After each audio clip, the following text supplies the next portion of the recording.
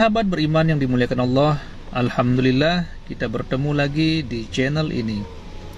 Doa dan harapan saya, semoga sahabatku semua selalu diberikan kesehatan, dimudahkan segala urusannya, dan dilancarkan rezekinya. Amin ya rabbal alamin. Pada kesempatan yang berbahagia ini, saya mengajak sahabatku semua untuk mendengarkan tausiah yang sangat luar biasa dari guru kita almarhum Kiai Haji Zainuddin MZ. Tentunya banyak sekali ilmu dan manfaat yang bisa kita jadikan pelajaran dalam kehidupan kita sehari-hari. Berikut ini mari kita simak bersama isi tausiah dari guru kita almarhum Kiai Haji Zainuddin MZ. Selamat mendengarkan. Adam itu bapak moyang kita. Dosanya satu, makan buah khuldi. Dikeluarkan dari surga.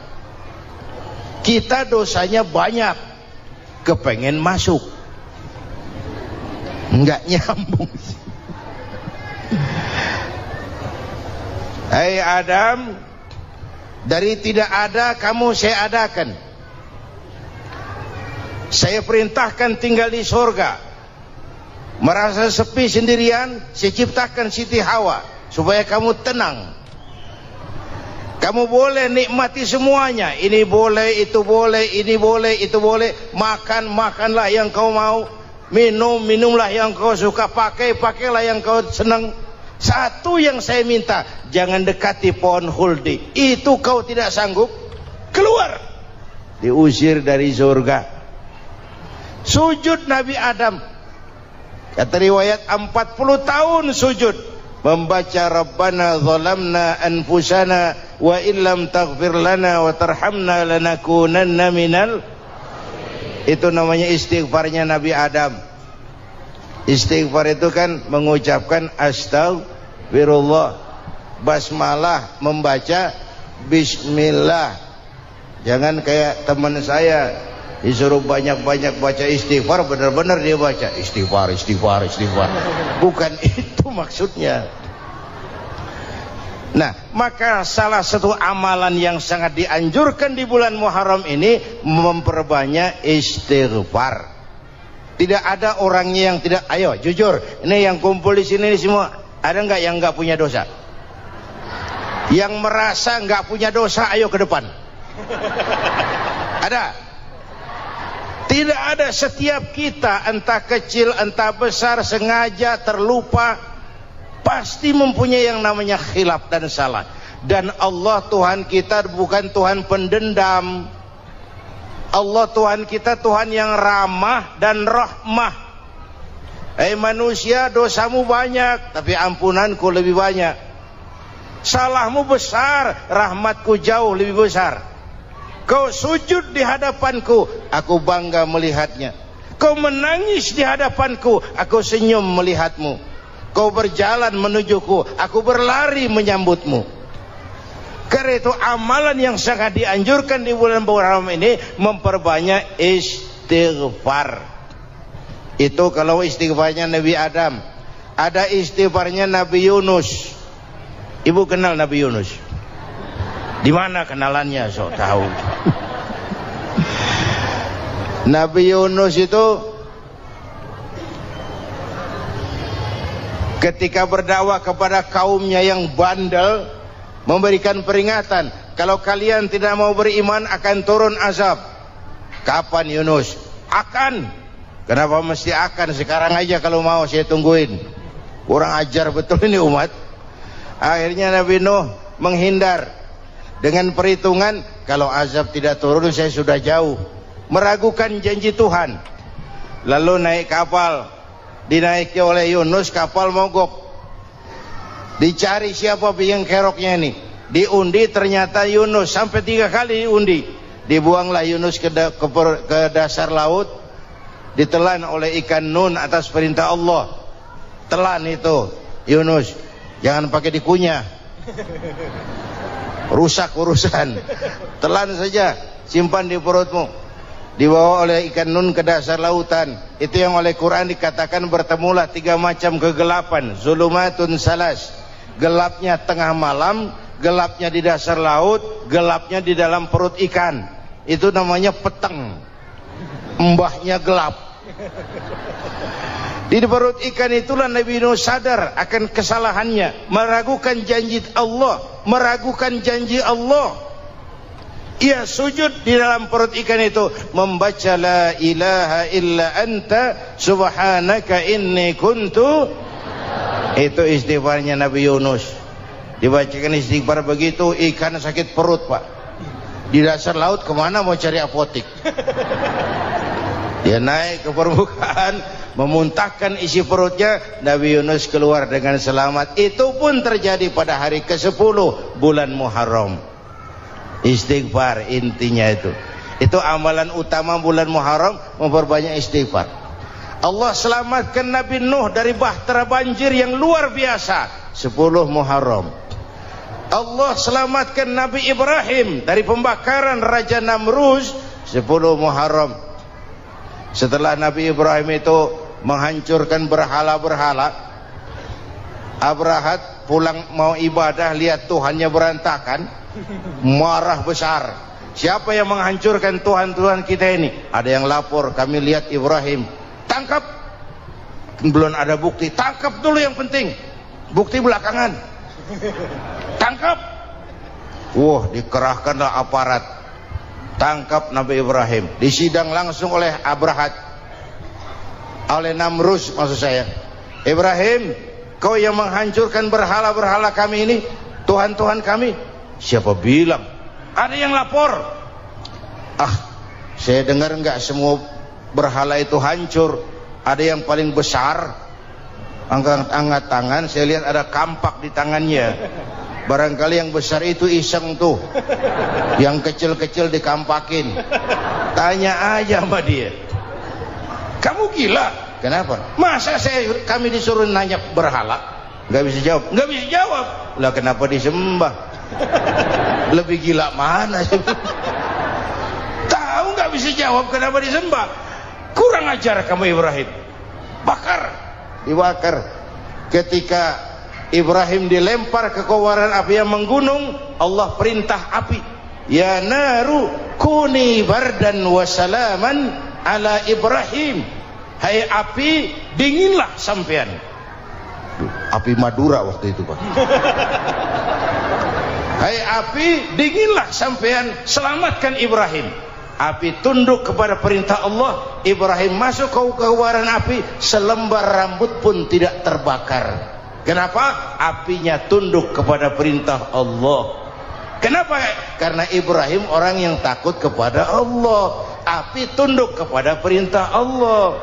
Kalau kita baca ayat itu, masuk ke api, mateng. Sudah hadirin yang saya muliakan, oleh karena itu selamatnya Ibrahim dari pembakaran Raja Namrud itu pun pada 10 Muharram, Yaumul Asyura, hari ke-10 dari bulan Muharram. Imedia. Bapak Ibu hadirin hadirat yang saya cintai, sebagian kecil tentang Nabi Adam, Nabi Ibrahim dan Nabi Yunus, tapi saya belum menceritakan tentang Nabi Nuh tadi. Mengulang kaji, Nabi Nuh salah seorang rasul yang masuk ulul azmi 5 besar, karena memang perjuangannya menggambarkan satu usaha yang ulet dan luar biasa. Beliau diberi umur 950 tahun, lalu berdakwah selama 900 tahun, sore, pagi, siang, malam, dapat pengikut tidak lebih 80 orang. Rata-rata 10 tahun satu. Kalau saya minta berhenti aja jadi nabi, Pak. Ustadz mana masih mau buka pesantren? 10 tahun buka pesantren, yang nyantri cuma 1. Pedagang mana yang masih mau dagang? 10 tahun dagang, yang beli 1. Pimpinan partai mana yang masih mau kampanye? 10 tahun buka partai, yang nyoblos 1. Bangkrut. Umatnya bandel, kurang ajar, durjana, bajingan, tengik. Umatnya Nabi Nuh ini kalau diceramahi, telinganya ditutup dengan tangannya. Nabi Nuh akhirnya rekes. Tuhan, siang malam saya berdakwah kepada umat ini. Tiap kali saya sampaikan dakwahmu, mereka tutup telinganya dengan tangannya. Alergi dengar ceramah. Apa itu ceramah? Non profit. Saudara-saudara, jadi mau kamu gimana, Nuh? Sudah Tuhan, habiskan saja orang kafir. Nanti kalau punya anak, anaknya pun kafir lagi. Lebih baik bapak moyangnya sikat habis. Biasanya kalau bapak kalong, anak kampret. Bapak nyolong, anak nyopet. Fotokopi gimana aslinya? Hampir habiskan saja. Itu mau kamu, Nuh? Iya. Oke. Nanti aku turunkan banjir, Nuh. Buat kapal. Dengan apa saya harus buat kapal, Nuh? Ya dengan kayu, kata Tuhan. Kayunya dari mana, Tuhan? Ya dari pohon, Nuh. Pohonnya belum ada, Tuhan. Ya tanam dulu, Nuh. Bikin kapal, kayunya nanam pohon. Apa artinya? Perjuangan perlu kesabaran. Sukses itu ada prosesnya. Nggak bisa simsalabim abracadabra lalu kita mau sukses. Semua ada prosesnya. Walaupun kenyataannya begitu. Sukses banyak bapaknya, gagal itu yatim. Kalau kita sukses banyak yang ngakuin. Yang baru ketemu pakai manggil encing. Ketemu baru. Tapi sukses banyak bapaknya. Gagal yatim, nggak ada yang mau ngakuin kalau kita gagal itu. Udah bikin kapal dengan kayu di tengah kampung, bikin kapal ini. Bayangkan di tengah kampung bikin kapal. Orang kafir makin menjadi-jadi. Lihat Nuh, kenapa? Makin sarap. Bikin kapal di tengah kampung, mau belayar kemana? Tuh lihat, kalau orang nggak tahu tujuan, mountain setengah jalan. Proses yang dinilai bukan finalnya. Ya kayak gitu kesimpulannya. Saya enaknya sendiri. Bikin kapal. Kapal mendekati selesai. Ini orang kafir rame-rame datang ke kapal Nuh. Mau apa? Buang najis. Sakit perut, berangkat ke kapal Nabi Nuh. Nongkrong. Dapat 2-3 tumpuk, pulang. Penuh lantai kapal dengan najis manusia. Inilah perjuangan. Bukan jalan raya lurus bertabur bunga di kanan kirinya. Banyak ondak dan duri, fitnah, caci maki, antipat, segala macam. Nuh. Ada orang tua dasar kafir, kurang ajar, sudah stroke berangkat juga ke kapal Nuh. Mau buang najis, pincang-pincang digotong orang. Selesai buang najis, dia bangun mau pulang, pegangan tiang kapal terpeleset, jatuh di atas tumpukan najis.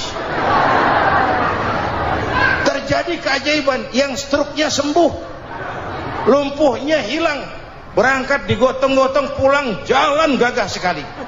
Tapi orang kampungnya heran, ente sudah sembuh? Sudah. Berobat di mana? Kok begitu paten? Di kapal Nuh. Masih banyak.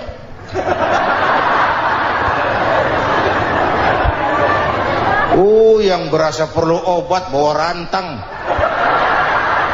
Ambil. Bersih lagi geladak kapal itu. Sudah selesai Nuh? Selesai.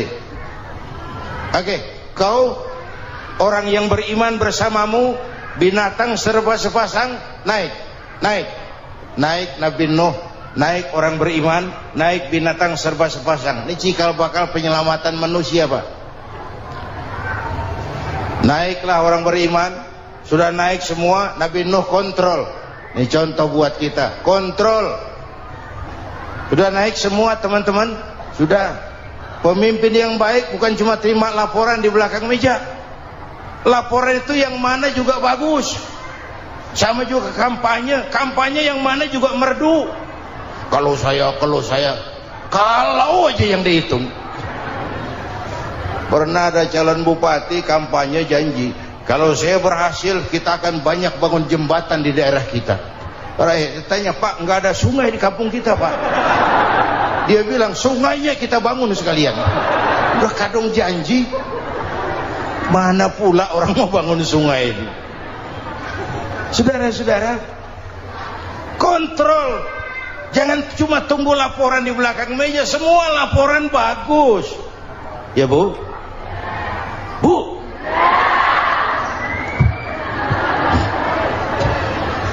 Nabi Nuh kontrol. Sudah naik semua? Sudah Nuh. Pulan bin Pulan naik? Naik Nuh. Paimin bin Tukijo? Naik, naik. Kami lihat naik. Ada orang Jawa juga, Kiai? Ada.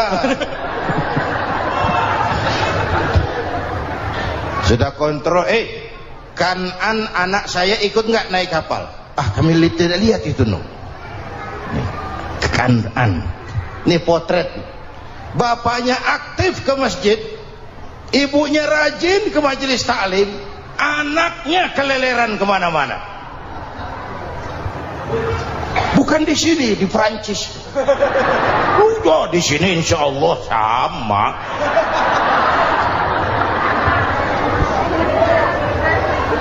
Nuh karena sayang anak, Nuh karena cinta anak, Nuh karena tanggung jawab anak, cari naik ke atas kapal.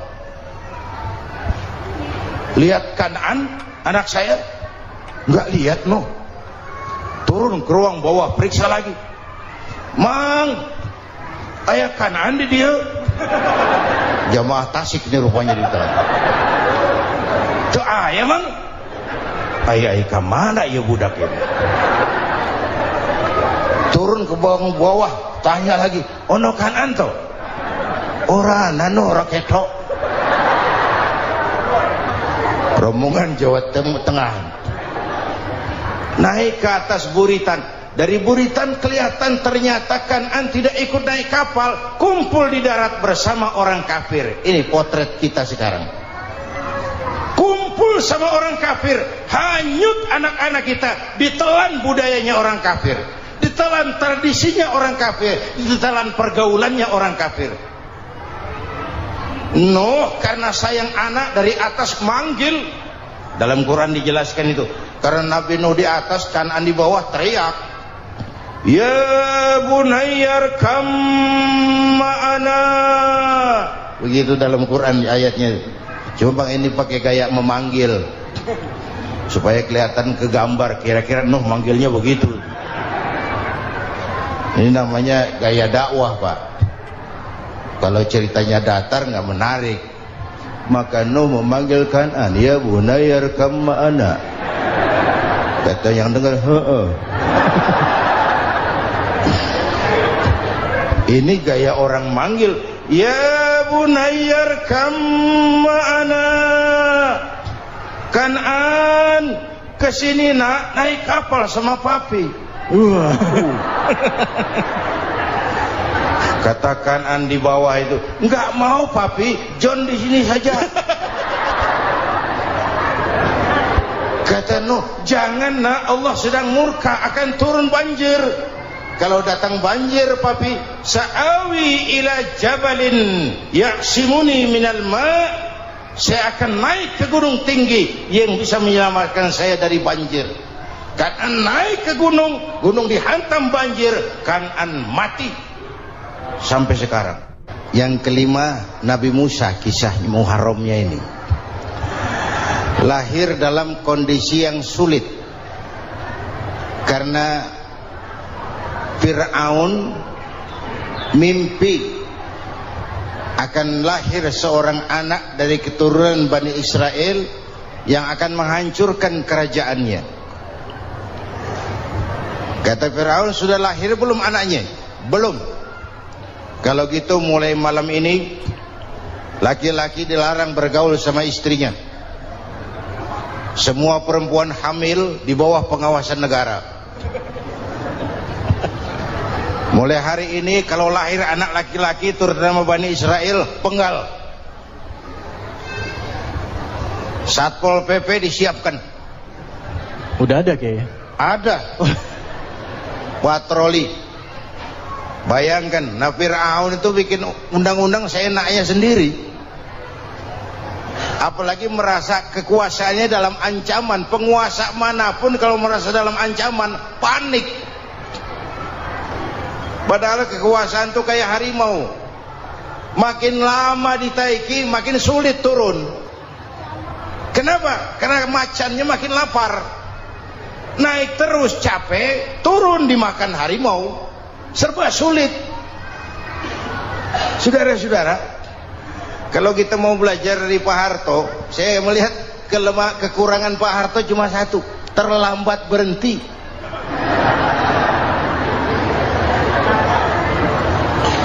Terlambat berhenti. Di sekelilinginya banyak tukang-tukang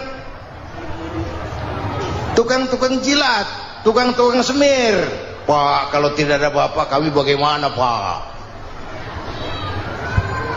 Saudara hadirin yang saya hormati, maka sering saya ingatkan, temanmu yang sejati adalah teman yang membuat kamu jadi benar, bukan teman yang selalu membenarkan kamu.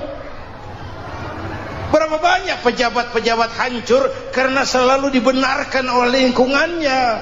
Bapak benar, Pak. Bapak bijaksana, Pak. Itu tepat, Pak. Benar. Buang angin pun kata kelilingnya, oh bapak sehat.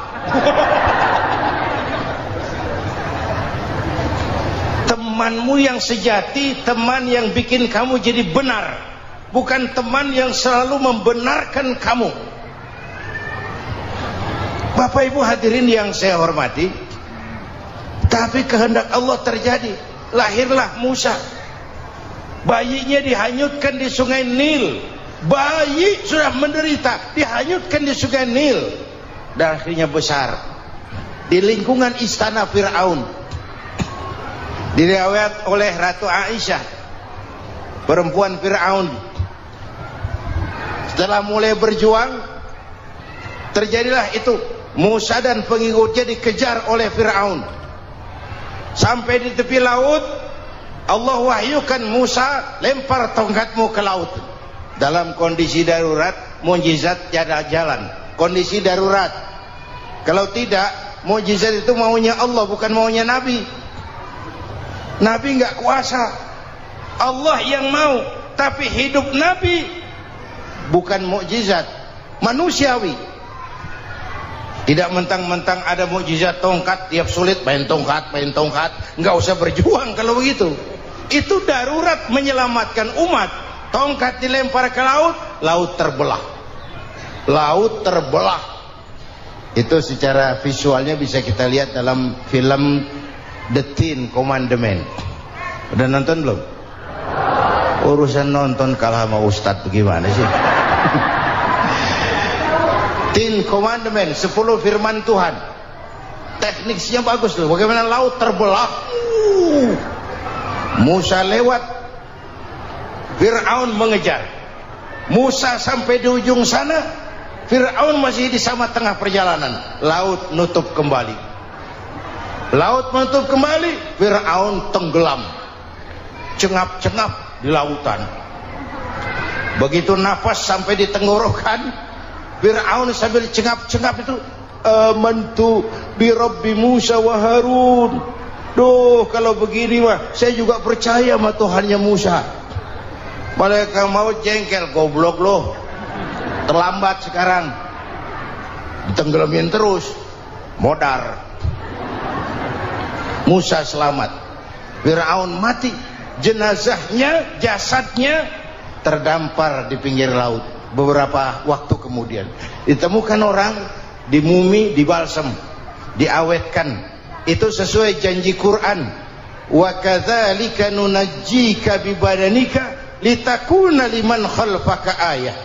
Kami selamatkan badan kamu agar jadi pelajaran bagi orang-orang sesudah kamu nanti.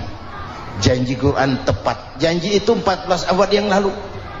Jasad Fir'aun ditemukan, dimumi, diawetkan, dibalsem di bawah nama Farao Ramses II. Sekarang tersimpan di Museum Negara di Mesir. Kapan-kapan nanti ibu main ke Mesir, mampir. Naik ojek paling berapa itu? Oh, orangnya tinggi, hidungnya mancung, pokoknya pantaslah jadi Firaun. Selamatnya Musa di kejaran Firaun di ujung sana itu terjadi pada hari ke-10 bulan Muharram, yang oleh orang Nasrani diperingati dengan hari raya Paskah. Mereka melaksanakan puasa mensyukuri nikmat keselamatan dari kejaran Firaun. Makanya kalau kita ikut puasa di bulan Muharram bukan mengikuti syariatnya Nasrani, salah. Karena Nabi mengajarkan, itu sumbernya, bukan ikutan sama ibadahnya Israel. Tapi memang agama ini kan merupakan mata rantai. Datang Rasul baru melengkapi Rasul sebelumnya, datang Rasul baru melengkapi Rasul sebelumnya. Mata rantai yang berkaitan. Setelah Muhammad selesai, selesailah tugas Nabi dan Rasul. Selesailah misi Nabi dan Rasul. Tidak ada Nabi lagi sesudah Nabi Muhammad. Itu harga mati, titik. Gak ada kompromi. Siapapun sekarang ini nggak datang ngaku jadi Nabi, wajib tidak percaya. Wajib tidak percaya. Tapi kaitannya memang kita bilang Nasrani, orang bahasa Arab, bahasa Ibraninya Nazaret, Nasiroh, Nazaret. Itu beda dialek. Kita Daud, dia David.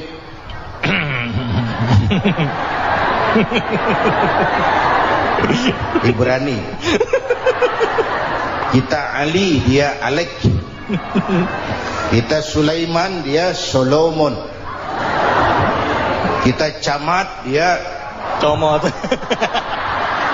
Ini yang ngomong ini comot sembarang.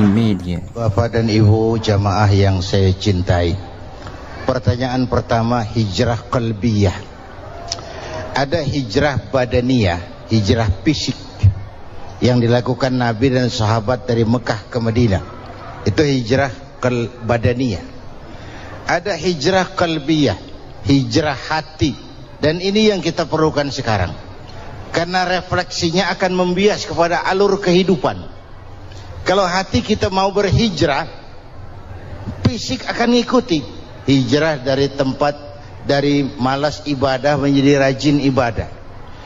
Hijrah dari maksiat kepada yang ma'ruf, dari berpecah belah menjadi bersatu. Hijrah seperti itu yang sangat kita perlukan. Subhanallah, sangat luar biasa apa yang sudah disampaikan oleh guru kita almarhum Kiai Haji Zainuddin MZ. Sahabat beriman yang dirahmati Allah, tetaplah di channel ini, jangan kemana-mana dulu karena tausiah ini belum selesai. Dan masih banyak lagi hal-hal menarik yang akan disampaikan oleh guru kita almarhum Kiai Haji Zainuddin MZ. Maka dari itu tetaplah di sini dan mari kita lanjutkan kembali. Selamat mendengarkan. Apalagi masyarakat ini paternalistik. Kita harus hijrah mental sekarang ini. Maka yang disampaikan tadi benar. Seorang ketua MK siap mengundurkan diri kalau terbukti anak buahnya terlibat suap.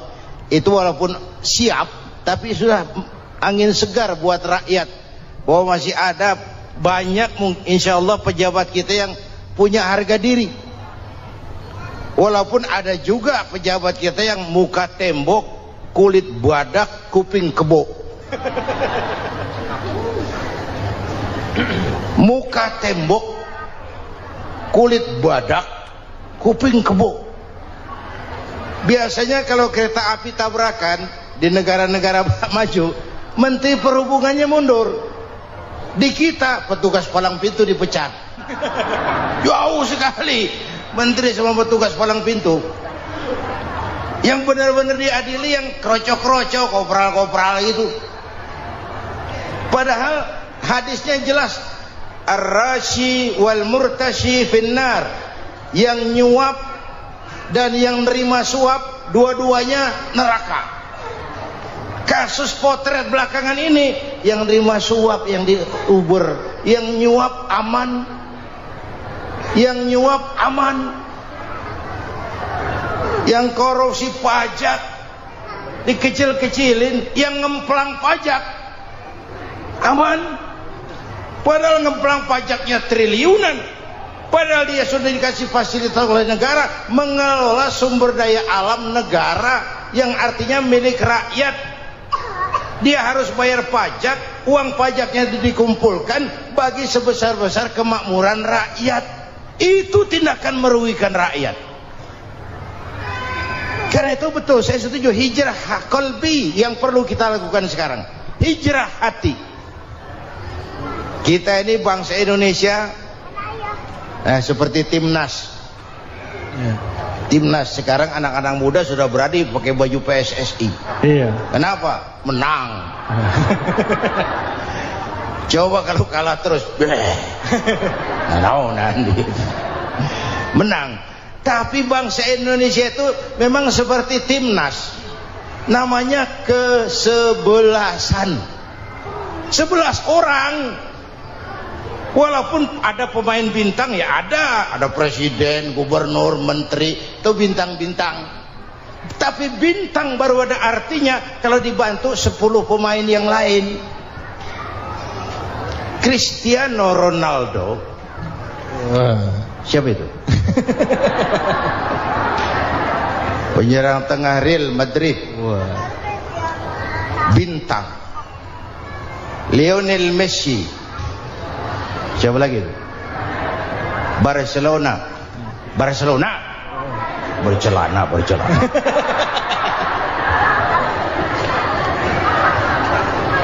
Michael Rooney, bintang Manchester United.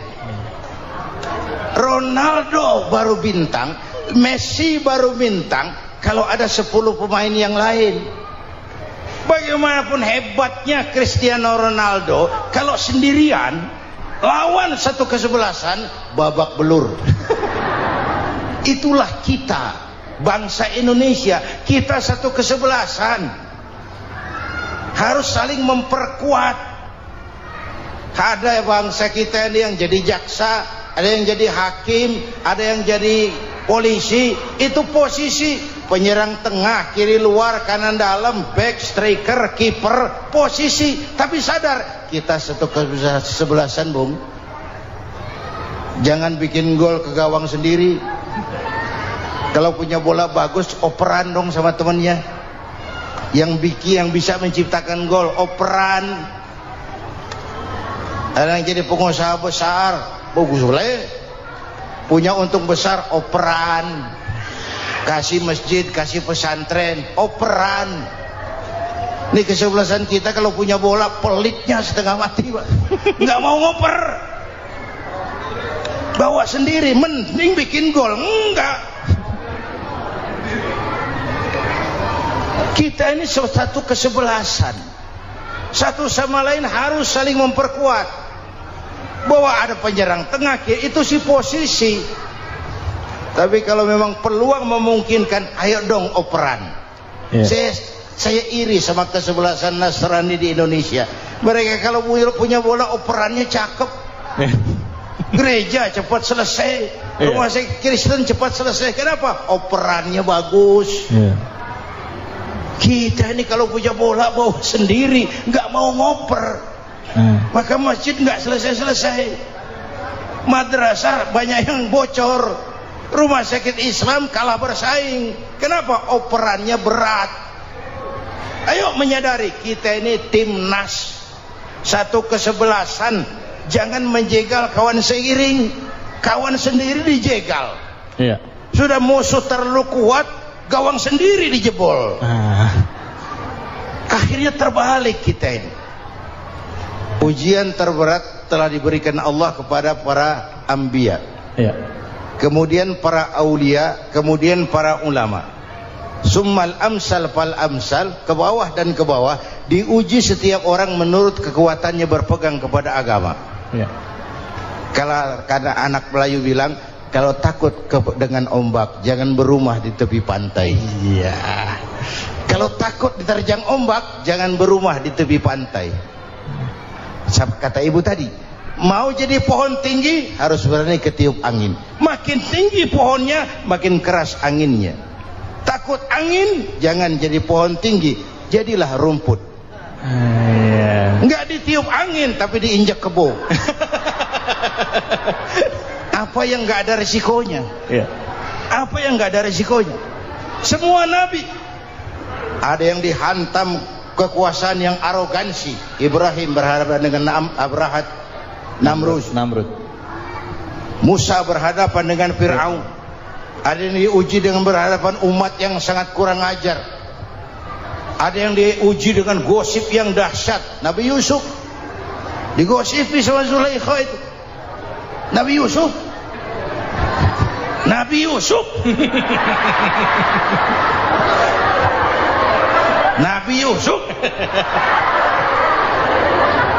Iya. Yang namanya gosip itu kan menyebarkan keburukan orang. Kalau benar saja hukumnya ghibah. Iya. Kalau salah hukumnya fitnah. Fitnah lebih bahaya dari pembunuhan. Benarnya ghibah, salahnya fitnah. Saudara hadirin yang saya hormati, jadi resiko itu biasa. Tidak ada yang tanpa resiko. Kalau takut ombak, jangan berumah di tepi pantai. Tinggal bagaimana kita menyikapinya. Kalau kita dewasa, ini bagian ibadah saya kurang. Mungkin karena diomongin orang, tambah pahala saya. Mungkin karena diomongin orang, tambah pahala saya. Maka saya ngadapi gosip sepatah pun saya nggak ngomong. Saya cicing. Saya percaya masyarakat tuh punya filter. Amin. Saya percaya Tuhan tuh nggak tidur.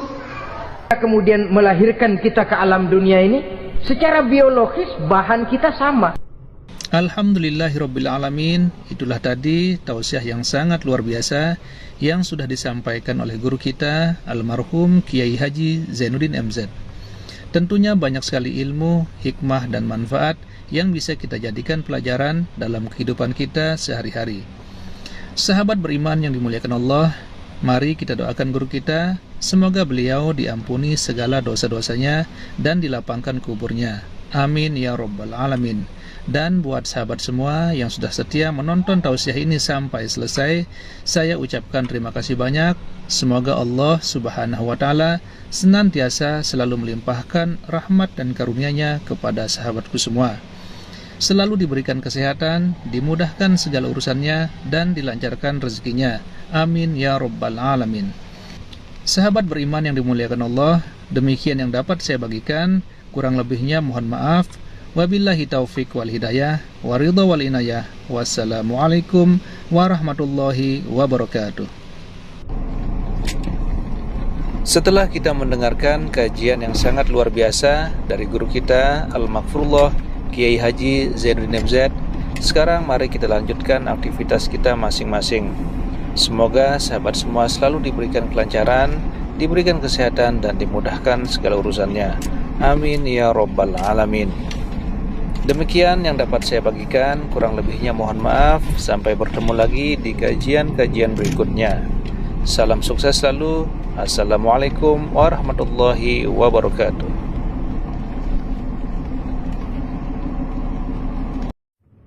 Assalamualaikum warahmatullahi wabarakatuh.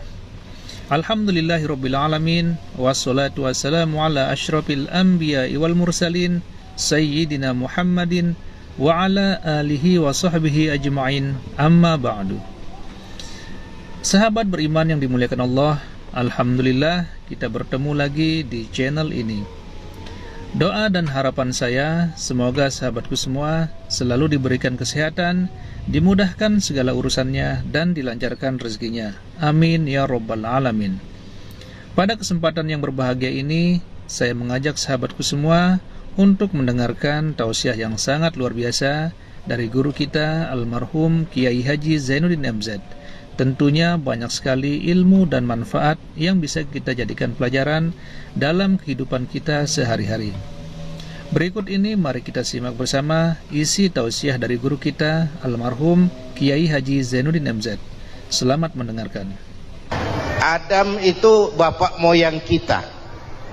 Dosanya satu, makan buah khuldi, dikeluarkan dari surga.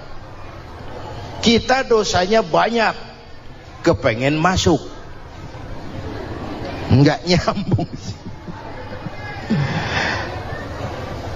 Hai Adam, dari tidak ada kamu saya adakan. Saya perintahkan tinggal di surga. Merasa sepi sendirian, saya ciptakan Siti Hawa supaya kamu tenang.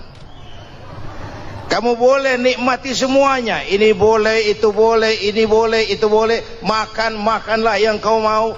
Minum, minumlah yang kau suka. Pakai, pakailah yang kau senang. Satu yang saya minta, jangan dekati pohon huldi. Itu kau tidak sanggup, keluar. Diusir dari surga. Sujud Nabi Adam.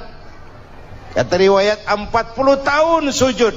Membaca Rabbana zalamna anfusana wa illam taghfir lana wa tarhamna lanakunanna minal. Itu namanya istighfarnya Nabi Adam. Istighfar itu kan mengucapkan astagfirullah, basmalah, membaca bismillah. Jangan kayak teman saya disuruh banyak-banyak baca istighfar, benar-benar dia baca istighfar, istighfar, istighfar. Bukan itu maksudnya. Nah, maka salah satu amalan yang sangat dianjurkan di bulan Muharram ini memperbanyak istighfar. Tidak ada orangnya yang tidak. Ayo jujur, ini yang kumpul di sini semua, ada nggak yang nggak punya dosa? Yang merasa nggak punya dosa, ayo ke depan. Ada? Tidak ada. Setiap kita, entah kecil entah besar, sengaja terlupa, pasti mempunyai yang namanya khilaf dan salah. Dan Allah Tuhan kita bukan Tuhan pendendam. Allah Tuhan kita Tuhan yang ramah dan rahmah. Manusia, dosamu banyak, tapi ampunanku lebih banyak. Salahmu besar, rahmatku jauh lebih besar. Kau sujud di hadapanku, aku bangga melihatnya. Kau menangis di hadapanku, aku senyum melihatmu. Kau berjalan menujuku, aku berlari menyambutmu. Karena itu amalan yang sangat dianjurkan di bulan Muharram ini memperbanyak istighfar. Itu kalau istighfarnya Nabi Adam.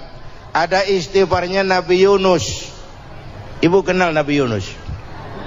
Di mana kenalannya? Sok tahu. Nabi Yunus itu ketika berdakwah kepada kaumnya yang bandel, memberikan peringatan, kalau kalian tidak mau beriman akan turun azab. Kapan Yunus? Akan. Kenapa mesti akan? Sekarang aja kalau mau, saya tungguin. Kurang ajar betul ini umat. Akhirnya Nabi Nuh menghindar dengan perhitungan, kalau azab tidak turun saya sudah jauh. Meragukan janji Tuhan. Lalu naik kapal, dinaiki oleh Yunus, kapal mogok. Dicari siapa biang keroknya ini. Diundi, ternyata Yunus. Sampai 3 kali diundi. Dibuanglah Yunus ke dasar laut. Ditelan oleh ikan nun atas perintah Allah. Telan itu Yunus. Jangan pakai dikunyah, rusak urusan. Telan saja, simpan di perutmu. Dibawa oleh ikan nun ke dasar lautan. Itu yang oleh Quran dikatakan bertemulah 3 macam kegelapan. Zulumatun salas. Gelapnya tengah malam, gelapnya di dasar laut, gelapnya di dalam perut ikan. Itu namanya peteng. Mbahnya gelap. Di perut ikan itulah Nabi Nuh sadar akan kesalahannya, meragukan janji Allah, meragukan janji Allah. Ia sujud di dalam perut ikan itu, membaca la ilaha illa anta subhanaka inni kuntu. Itu istighfarnya Nabi Yunus. Dibacakan istighfar begitu, ikan sakit perut pak. Di dasar laut kemana mau cari apotik? Dia naik ke permukaan, memuntahkan isi perutnya. Nabi Yunus keluar dengan selamat. Itu pun terjadi pada hari ke-10 bulan Muharram. Istighfar intinya itu. Itu amalan utama bulan Muharram, memperbanyak istighfar. Allah selamatkan Nabi Nuh dari bahtera banjir yang luar biasa 10 Muharram. Allah selamatkan Nabi Ibrahim dari pembakaran Raja Namruz 10 Muharram. Setelah Nabi Ibrahim itu menghancurkan berhala-berhala, Abrahat pulang mau ibadah lihat Tuhannya berantakan, marah besar. Siapa yang menghancurkan Tuhan-Tuhan kita ini? Ada yang lapor, kami lihat Ibrahim. Tangkap. Belum ada bukti, tangkap dulu yang penting. Bukti belakangan. Tangkap. Wah, dikerahkanlah aparat. Tangkap Nabi Ibrahim. Disidang langsung oleh Abrahat. Oleh Namrus maksud saya. Ibrahim, kau yang menghancurkan berhala-berhala kami ini, Tuhan-Tuhan kami. Siapa bilang? Ada yang lapor. Saya dengar enggak semua berhala itu hancur. Ada yang paling besar, angkat tangan, saya lihat ada kampak di tangannya. Barangkali yang besar itu iseng tuh, yang kecil-kecil dikampakin. Tanya aja sama dia, kamu gila? Kenapa? Masa kami disuruh nanya berhala? Nggak bisa jawab. Nggak bisa jawab. Lah kenapa disembah? Lebih gila mana? Tahu nggak bisa jawab kenapa disembah? Kurang ajar kamu Ibrahim. Bakar, dibakar. Ketika Ibrahim dilempar ke kobaran api yang menggunung, Allah perintah api, ya naru kuni bardan wa salaman ala Ibrahim. Hai api, dinginlah sampean. Api Madura waktu itu, Pak. Hai api, dinginlah sampean, selamatkan Ibrahim. Api tunduk kepada perintah Allah. Ibrahim masuk ke kobaran api, selembar rambut pun tidak terbakar. Kenapa? Apinya tunduk kepada perintah Allah. Kenapa? Karena Ibrahim orang yang takut kepada Allah. Api tunduk kepada perintah Allah. Kalau kita baca ayat itu, masuk ke api, mateng. Sudah hadirin yang saya muliakan, oleh karena itu selamatnya Ibrahim dari pembakaran Raja Namrud itu pun pada 10 Muharram, Yaumul Asyura, hari ke-10 dari bulan Muharram. Imedia. Bapak Ibu hadirin hadirat yang saya cintai, sebagian kecil tentang Nabi Adam, Nabi Ibrahim dan Nabi Yunus, tapi saya belum menceritakan tentang Nabi Nuh tadi. Mengulang kaji. Nabi Nuh salah seorang rasul yang masuk ulul azmi 5 besar, karena memang perjuangannya menggambarkan satu usaha yang ulet dan luar biasa. Beliau diberi umur 950 tahun, lalu berdakwah selama 900 tahun, sore, pagi, siang, malam, dapat pengikut tidak lebih 80 orang. Rata-rata 10 tahun satu. Kalau saya minta berhenti aja jadi nabi, Pak. Ustadz mana masih mau buka pesantren? 10 tahun buka pesantren, yang nyantri cuma 1. Pedagang mana yang masih mau dagang? 10 tahun dagang, yang beli 1. Pimpinan partai mana yang masih mau kampanye? 10 tahun buka partai, yang nyoblos 1. Bangkrut. Umatnya bandel, kurang ajar, durjana, bajingan, tengik. Umatnya Nabi Nuh ini kalau diceramahi, telinganya ditutup dengan tangannya. Nabi Nuh akhirnya rekes, Tuhan, siang malam saya berdakwah kepada umat ini, tiap kali saya sampaikan dakwahmu, mereka tutup telinganya dengan tangannya, alergi dengar ceramah. Apa itu ceramah? Non profit. Saudara-saudara, jadi mau kamu gimana, Nuh? Sudah Tuhan, habiskan saja orang kafir. Nanti kalau punya anak, anaknya pun kafir lagi. Lebih baik bapak moyangnya sikat habis. Biasanya kalau bapak kalong, anak kampret. Bapak nyolong, anak nyopet. Fotokopi gimana aslinya? Hampir habiskan saja. Itu mau kamu, Nuh? Iya. Oke. Nanti aku turunkan banjir, Nuh. Buat kapal. Dengan apa saya harus buat kapal, Nuh? Ya dengan kayu, kata Tuhan. Kayunya dari mana, Tuhan? Ya dari pohon, Nuh. Tohnya belum ada Tuhan, ya tanam dulu. Nuh bikin kapal kayunya, nanam pohon. Apa artinya? Perjuangan perlu kesabaran. Sukses itu ada prosesnya. Nggak bisa simsalabim abracadabra lalu kita mau sukses. Semua ada prosesnya. Walaupun kenyataannya begitu. Sukses banyak bapaknya, gagal itu yatim. Kalau kita sukses banyak yang ngakuin. Yang baru ketemu pakai manggil encing. Ketemu baru, tapi sukses banyak bapaknya. Gagal yatim, nggak ada yang mau ngakuin kalau kita gagal itu. Udah bikin kapal dengan kayu di tengah kampung, bikin kapal ini. Bayangkan di tengah kampung bikin kapal, orang kafir makin menjadi-jadi. Lihat Nuh, kenapa? Makin sarap. Bikin kapal di tengah kampung, mau belayar kemana? Tuh lihat, kalau orang nggak tahu tujuan, mountain setengah jalan. Proses yang dinilai bukan finalnya. Ya kayak gitu kesimpulannya. Saya enaknya sendiri. Bikin kapal, kapal mendekati selesai. Ini orang kafir rame-rame datang ke kapal Nuh. Mau apa? Buang najis. Sakit perut, berangkat ke kapal Nabi Nuh. Nongkrong, dapat 2-3 tumpuk, pulang.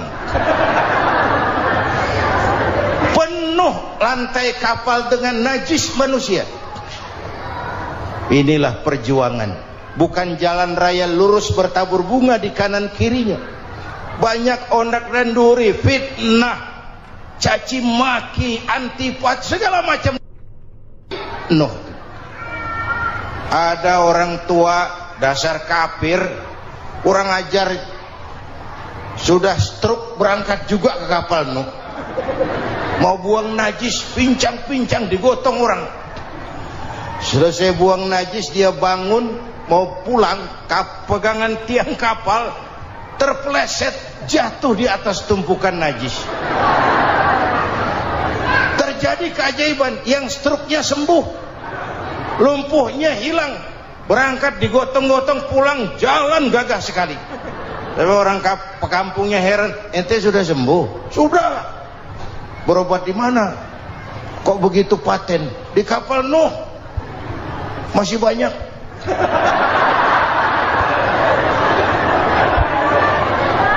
Yang berasa perlu obat bawa rantang. Ambil bersih lagi geladak kapal itu. Sudah selesai Nuh? Selesai.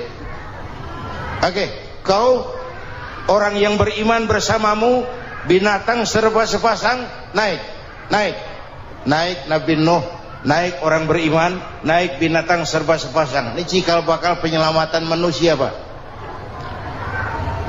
Naiklah orang beriman, sudah naik semua, Nabi Nuh kontrol. Ini contoh buat kita, kontrol. Sudah naik semua teman-teman, sudah. Pemimpin yang baik bukan cuma terima laporan di belakang meja. Laporan itu yang mana juga bagus. Sama juga kampanye yang mana juga merdu. Kalau saya kalau aja yang dihitung. Pernah ada calon bupati kampanye janji, kalau saya berhasil kita akan banyak bangun jembatan di daerah kita. Rakyat tanya, Pak, nggak ada sungai di kampung kita, Pak. Dia bilang, sungainya kita bangun sekalian. Udah kadung janji, mana pula orang mau bangun sungai ini. Saudara-saudara, kontrol. Jangan cuma tunggu laporan di belakang meja, semua laporan bagus. Ya Bu? Bu?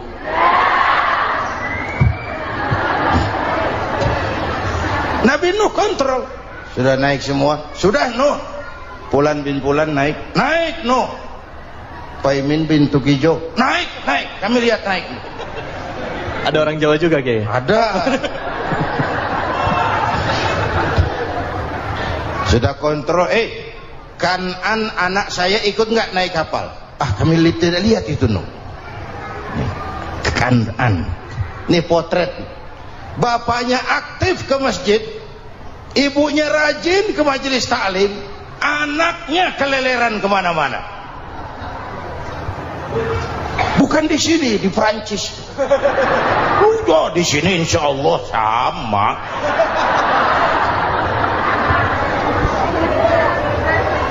Nuh karena sayang anak, Nuh karena cinta anak, Nuh karena tanggung jawab anak, cari naik ke atas kapal.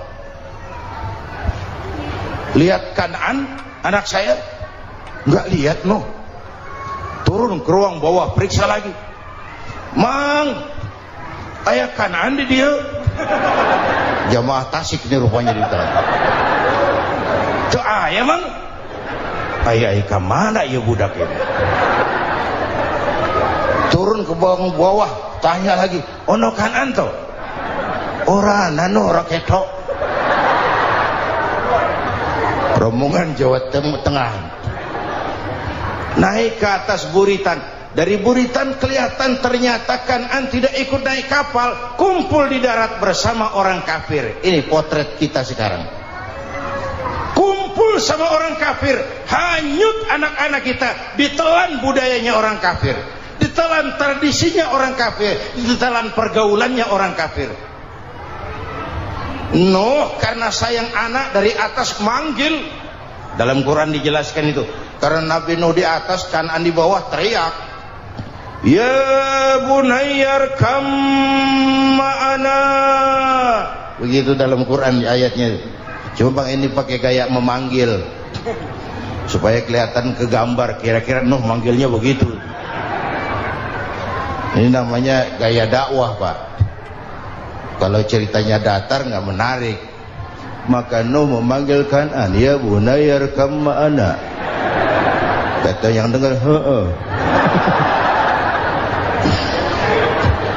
Ini gaya orang manggil, ya bunayyar kam ma'ana. Kan'an, kesini nak, naik kapal sama papi. Kata Kan'an di bawah itu, enggak mau papi, John di sini saja. Kata Nuh, jangan nak, Allah sedang murka, akan turun banjir. Kalau datang banjir papi, sa'awi ila jabalin ya'simuni minal ma', saya akan naik ke gunung tinggi yang bisa menyelamatkan saya dari banjir. Kan'an naik ke gunung, gunung dihantam banjir, Kan'an mati. Sampai sekarang. Yang kelima, Nabi Musa, kisah Muharramnya ini.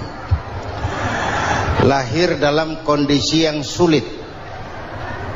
Karena Fir'aun mimpi akan lahir seorang anak dari keturunan Bani Israel yang akan menghancurkan kerajaannya. Kata Fir'aun, sudah lahir belum anaknya? Belum. Kalau gitu mulai malam ini laki-laki dilarang bergaul sama istrinya. Semua perempuan hamil di bawah pengawasan negara. Mulai hari ini kalau lahir anak laki-laki terutama Bani Israel, penggal. Satpol PP disiapkan. Udah ada kayaknya. Ada. Patroli. Bayangkan, Fir'aun itu bikin undang-undang seenaknya sendiri. Apalagi merasa kekuasaannya dalam ancaman. Penguasa manapun kalau merasa dalam ancaman, panik. Padahal kekuasaan itu kayak harimau. Makin lama ditaiki, makin sulit turun. Kenapa? Karena macannya makin lapar. Naik terus capek, turun dimakan harimau. Serba sulit. Saudara-saudara, kalau kita mau belajar dari Pak Harto, saya melihat kekurangan Pak Harto cuma satu, terlambat berhenti.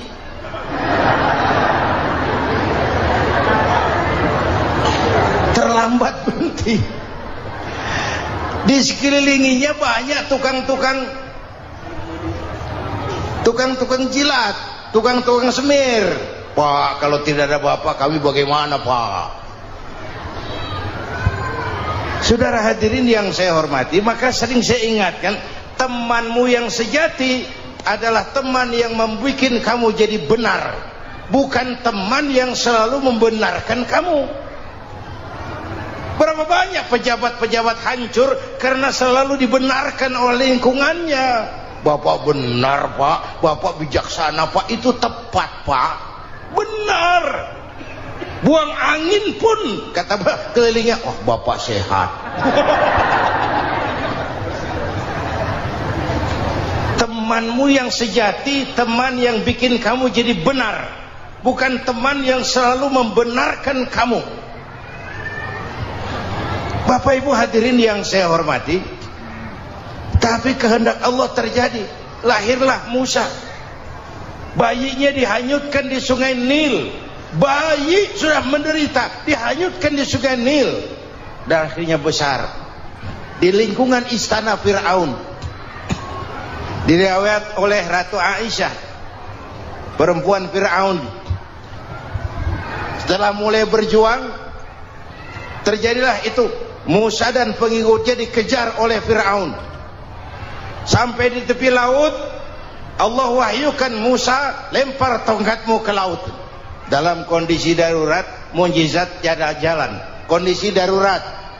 Kalau tidak, mukjizat itu maunya Allah, bukan maunya Nabi.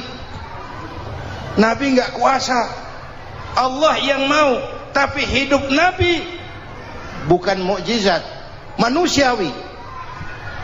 Tidak mentang-mentang ada mukjizat tongkat, tiap sulit main tongkat, nggak usah berjuang kalau begitu.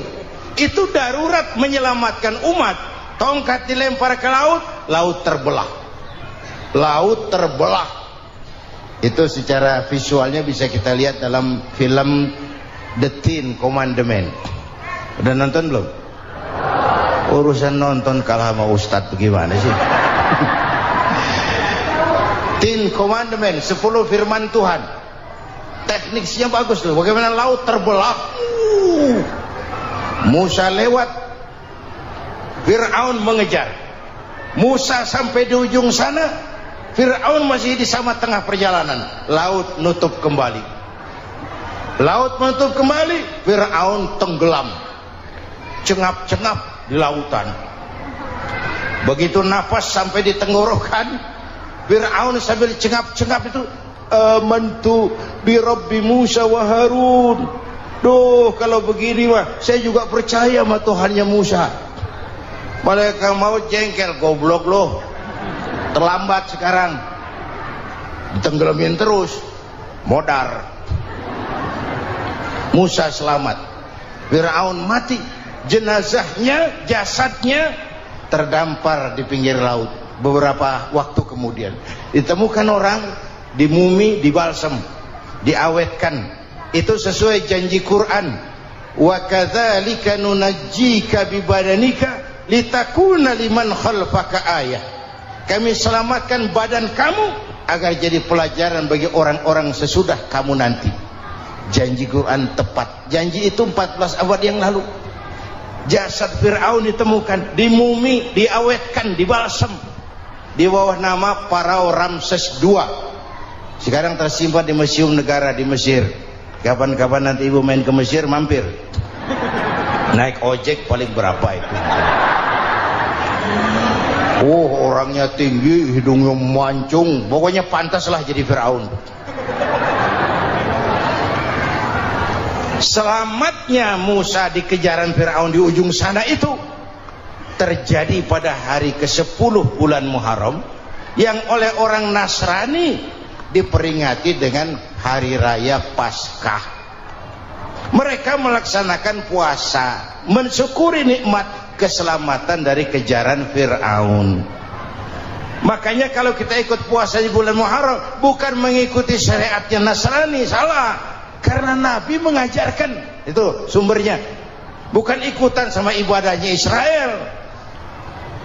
Tapi memang agama ini kan merupakan mata rantai. Datang Rasul baru melengkapi Rasul sebelumnya, datang Rasul baru melengkapi Rasul sebelumnya. Mata rantai yang berkaitan. Setelah Muhammad selesai, selesailah tugas Nabi dan Rasul. Selesailah misi Nabi dan Rasul. Tidak ada Nabi lagi sesudah Nabi Muhammad. Itu harga mati, titik. Gak ada kompromi. Siapapun sekarang ini nggak datang ngaku jadi nabi, wajib tidak percaya. Wajib tidak percaya. Tapi kaitannya memang kita bilang Nasrani, orang bahasa Arab, bahasa Ibraninya Nazaret, Nasiroh, Nazaret. Itu beda dialek. Kita Daud, dia David.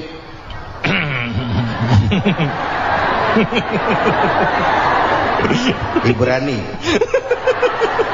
Kita Ali, dia Alek. Kita Sulaiman, dia Solomon. Kita Camat, dia Comot. Ini yang ngomong ini comot sembarang. Imedia. Bapak dan Ibu jamaah yang saya cintai, pertanyaan pertama, hijrah qalbiyah. Ada hijrah badaniyah, hijrah fisik yang dilakukan Nabi dan sahabat dari Mekah ke Madinah. Itu hijrah badaniyah. Ada hijrah qalbiyah, hijrah hati. Dan ini yang kita perlukan sekarang. Karena refleksinya akan membias kepada alur kehidupan. Kalau hati kita mau berhijrah, fisik akan ngikuti. Hijrah dari tempat, dari malas ibadah menjadi rajin ibadah.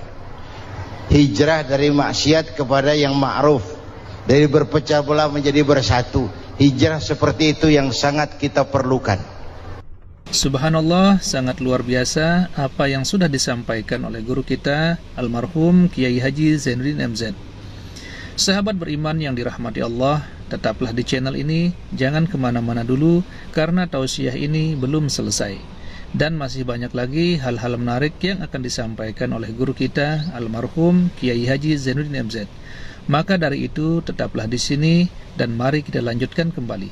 Selamat mendengarkan. Apalagi masyarakat ini paternalistik. Kita harus hijrah mental sekarang ini. Maka yang disampaikan tadi benar. Seorang ketua MK siap mengundurkan diri kalau terbukti anak buahnya terlibat suap. Itu walaupun siap, tapi sudah angin segar buat rakyat. Bahwa masih ada banyak insya Allah pejabat kita yang punya harga diri. Walaupun ada juga pejabat kita yang muka tembok, kulit badak, kuping kebo. Muka tembok, kulit badak, kuping kebo. Biasanya kalau kereta api tabrakan di negara-negara maju, Menteri Perhubungannya mundur. Di kita petugas palang pintu dipecat. Jauh sekali menteri sama petugas palang pintu. Yang benar-benar diadili yang krocok-krocok, kopral-kopral gitu. Padahal hadisnya jelas, ar-rashi wal murtashi finnar. Yang nyuap dan yang nerima suap dua-duanya neraka. Kasus potret belakangan ini, yang nerima suap, yang diuber, yang nyuap aman, yang nyuap aman, yang korupsi pajak dikecil-kecilin, yang ngemplang pajak aman. Padahal ngemplang pajaknya triliunan, padahal dia sudah dikasih fasilitas oleh negara mengelola sumber daya alam negara yang artinya milik rakyat. Dia harus bayar pajak, uang pajaknya dikumpulkan bagi sebesar-besar kemakmuran rakyat. Itu tindakan merugikan rakyat. Karena itu betul, saya setuju, hijrah qalbi yang perlu kita lakukan sekarang. Hijrah hati. Kita ini bangsa Indonesia, seperti timnas. Timnas sekarang anak-anak muda sudah berani pakai baju PSSI. Iya. Kenapa? Menang. Coba kalau kalah terus, nanti menang. Tapi bangsa Indonesia itu memang seperti timnas, namanya kesebelasan. 11 orang. Walaupun ada pemain bintang, ya ada presiden, gubernur, menteri, itu bintang-bintang. Tapi bintang baru ada artinya kalau dibantu 10 pemain yang lain. Cristiano Ronaldo. Siapa itu? Penyerang tengah Real Madrid. Bintang. Lionel Messi. Siapa lagi itu? Barcelona. Bercelana.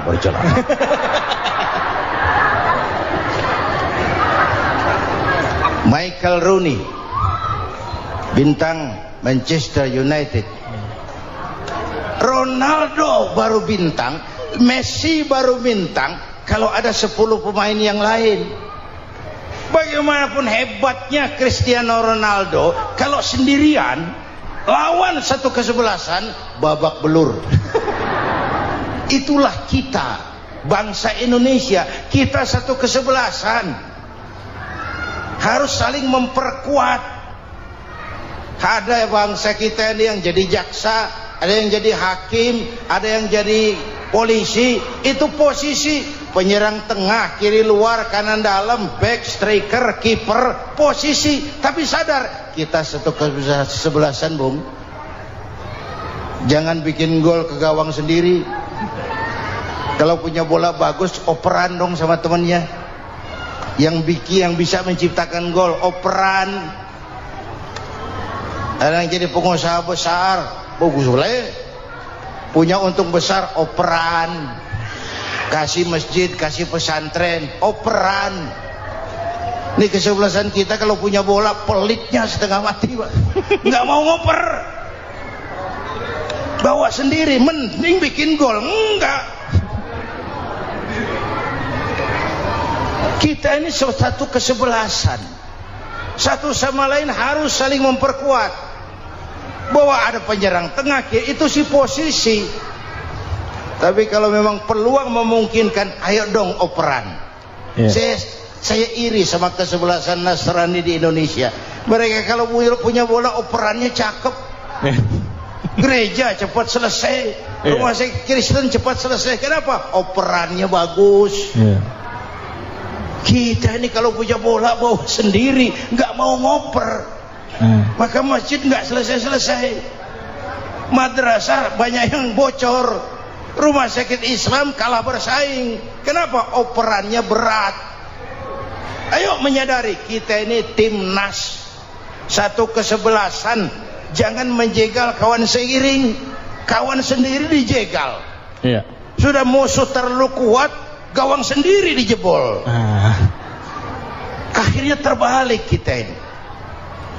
Ujian terberat telah diberikan Allah kepada para anbiya, kemudian para aulia, kemudian para ulama.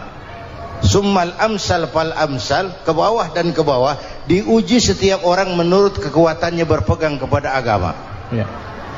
Karena anak Melayu bilang, kalau takut dengan ombak, jangan berumah di tepi pantai. Kalau takut diterjang ombak, jangan berumah di tepi pantai. Kata ibu tadi, mau jadi pohon tinggi harus berani ketiup angin. Makin tinggi pohonnya, makin keras anginnya. Takut angin, jangan jadi pohon tinggi, jadilah rumput. Nggak ditiup angin, tapi diinjak kebo. Apa yang nggak ada resikonya? Apa yang nggak ada resikonya?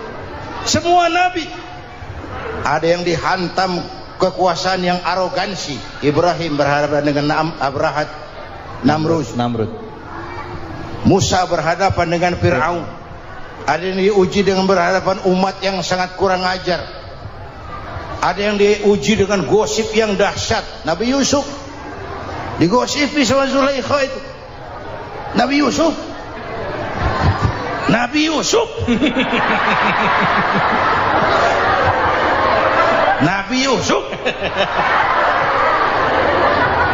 Yang namanya gosip itu kan menyebarkan keburukan orang.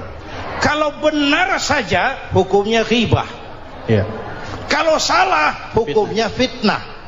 Fitnah lebih bahaya dari pembunuhan. Benarnya ghibah, salahnya fitnah. Saudara hadirin yang saya hormati, jadi resiko itu biasa. Tidak ada yang tanpa resiko. Kalau takut ombak, jangan berumah di tepi pantai. Tinggal bagaimana kita menyikapinya. Kalau kita dewasa, ini bagian ibadah saya kurang, mungkin karena dia omongin orang, tambah pahala saya. Mungkin karena dia omongin orang, tambah pahala saya. Maka saya ngadapi gosip sepatah pun saya nggak ngomong. Saya cicing, wae cicing. Saya percaya masyarakat tuh punya filter. Amin. Saya percaya Tuhan tuh nggak tidur. Kemudian melahirkan kita ke alam dunia ini, secara biologis bahan kita sama. Alhamdulillahirrabbilalamin. Itulah tadi tausiah yang sangat luar biasa yang sudah disampaikan oleh guru kita almarhum Kiai Haji Zainuddin MZ. Tentunya banyak sekali ilmu, hikmah dan manfaat yang bisa kita jadikan pelajaran dalam kehidupan kita sehari-hari. Sahabat beriman yang dimuliakan Allah, mari kita doakan guru kita, semoga beliau diampuni segala dosa-dosanya dan dilapangkan kuburnya. Amin ya rabbal alamin. Dan buat sahabat semua yang sudah setia menonton tausiah ini sampai selesai, saya ucapkan terima kasih banyak. Semoga Allah subhanahu wa ta'ala senantiasa selalu melimpahkan rahmat dan karunia-Nya kepada sahabatku semua. Selalu diberikan kesehatan, dimudahkan segala urusannya, dan dilancarkan rezekinya. Amin ya rabbal alamin. Sahabat beriman yang dimuliakan Allah, demikian yang dapat saya bagikan. Kurang lebihnya mohon maaf. Wabillahi taufiq wal hidayah, waridha wal inayah. Wassalamualaikum warahmatullahi wabarakatuh. Setelah kita mendengarkan kajian yang sangat luar biasa dari guru kita Al-Maghfurullah Kiai Haji Zainuddin MZ, sekarang mari kita lanjutkan aktivitas kita masing-masing. Semoga sahabat semua selalu diberikan kelancaran, diberikan kesehatan, dan dimudahkan segala urusannya. Amin ya rabbal alamin. Demikian yang dapat saya bagikan, kurang lebihnya mohon maaf. Sampai bertemu lagi di kajian-kajian berikutnya. Salam sukses selalu. Assalamualaikum warahmatullahi wabarakatuh.